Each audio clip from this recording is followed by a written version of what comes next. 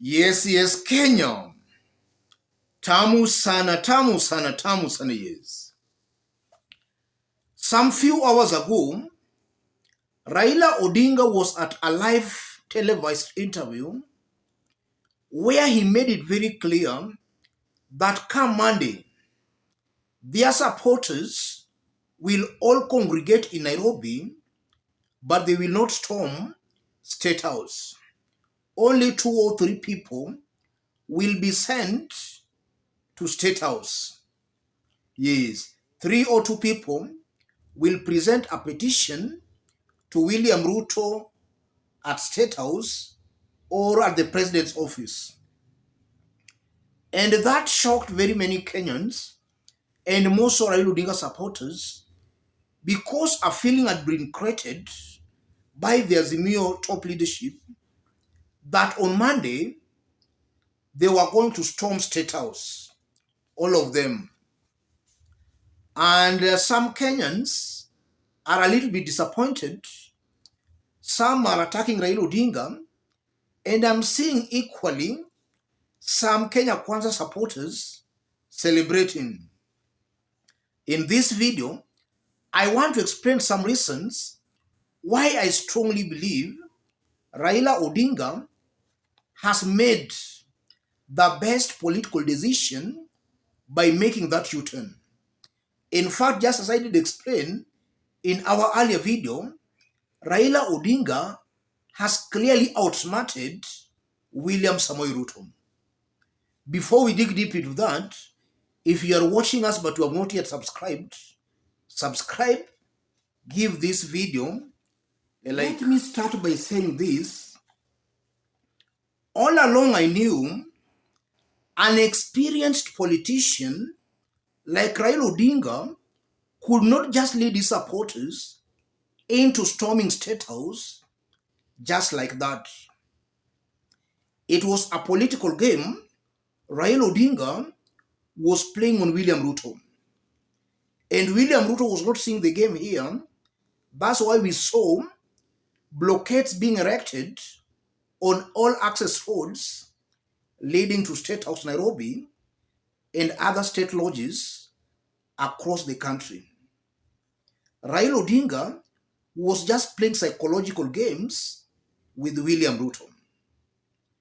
So by Raila Odinga today, just one day to the D-Day, making remarks that seems to be a U-turn, Raila has clearly achieved his political objective. The first objective, Raila sent confusion in William Ruto's team. William Ruto's team, they were preparing for maybe people to storm State House. But now, Raila is telling them that we are not storming your State House, but we'll only send 2 or 3 people with a petition. Yes, we'll only send 2 or people with a petition. That alone has sent confusion in William Ruto's team. And as I talk, I know there is confusion in State House. They don't just understand what the Azimio Brigade will do on that day. And I'm saying that because Raila has not ordered his people not to come to Nairobi. His people are still coming to Nairobi. And then we are seeing Raila Odinga saying, let our people just come to Nairobi, but we'll only send 3 or 2 people to State House. That is sending confusion in William Ruto's team. And that's what Raila Odinga wants here. The second thing, revolution is always a process. And it builds as the state or as government comes out as the aggressor. So on Monday, Raila will send 2 or 3 people, and it's almost definite William Ruto will ignore. The second day, Raila will send 10, Ruto will ignore. And as he ignores, tension, emotions are building up. The third day, Raila will send 50. The fourth day, Raila will send 1,000,000 people to State House. This is just a way Raila Odinga is trying to build emotions. And just as what we saw in Sri Lanka, it was not a one-day affair. Revolution is not a one-day affair. It's a process that builds slowly by slowly. In Sri Lanka, it took about 3 months of intensive protests and demonstrations against Gotabaya's government. During this time period, the government was very brutal. The police, the army, all those security forces were being leashed onto innocent Sri Lankans. They were being beaten.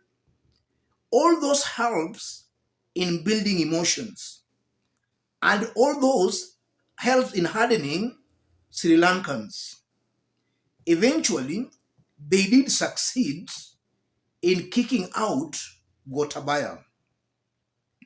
Raila is just doing this for emotions to build on slowly as they gauge the government's move. How will the government react if we send 3 people to State House? How will they react if we send 10? What of 20? What of 50? Then 1,000,000 people will be sent to State House. This is a clever scheme of building emotions against William Ruto's government. Because I'm very sure that as that will be going on, the cost of living will still be going up. William Ruto and his team will still be exhibiting a lot of arrogance and chest thumping. In fact, during this period, we are going to see a very reckless government in the way it talks, a very insensitive government. All that will just build emotions that will lead to a successful revolution. Because the issues Raila Odinga is raising are the same issues Kenyans are going through. Raila Odinga is just a mouthpiece. He's just talking on behalf of the millions of suffering Kenyans. It's not about Raila Odinga, it's about Kenyans. I believe that was a very clever strategy by Raila Odinga. And also one thing I realized, Raila Odinga wants to take a roll call on Monday. He wants to see how many people can actually come to the city, because something like this has never happened in Kenya. We have never seen any leader before calling upon his supporters to converge in the capital. And Raila himself has also never done this. I'm seeing a Raila Odinga who wants to take a roll call on Monday. He wants to see how many people can converge. If Raila says he can marshal just 1,000,000 people in the capital, I'm very sure it won't take long before Raila and his supporters storm State House. If he can be convinced that he can actually manage to mobilize 1,000,000 Kenyans in the capital, it won't take long before Raila leads his supporters to State House. And that's also a clever move by Raila, because now in the event he announces that now Monday we are going to State House, and then that Monday maybe there are only a few people who turns up, it will be a total failure. It will be a total failure. So that's also a clever strategy by Raila Odinga, first gauging how many can come to the city before now he makes it official. On this day we are storming State House. And then also another point, Raila wants to portray himself as a victim and not as the aggressor. Because in the past few weeks and days, William Ruto and his team have succeeded in creating this feeling that Raila is the aggressor here. Raila is bulldozing or bullying the government. Raila is bullying a democratically elected government. That has been the perception. And William Ruto successfully created that kind of a perception. And listening to Lumumba some few days ago, Lumumba was a William Ruto's messenger. And Lumumba was trying to say that Raila Odinga has not exhausted other avenues. Raila does not want to engage William Ruto's government. That's what Lumumba was saying. And Lumumba was clearly sent by William Ruto to create that propaganda. The truth of the matter, Raila has been open to talks. It's only that William Ruto and his team have been too arrogant and too proud. They have been reckless in their talks. I'm seeing a very high possibility where Raila, in this case, wants to create this feeling that he is a victim and not the aggressor.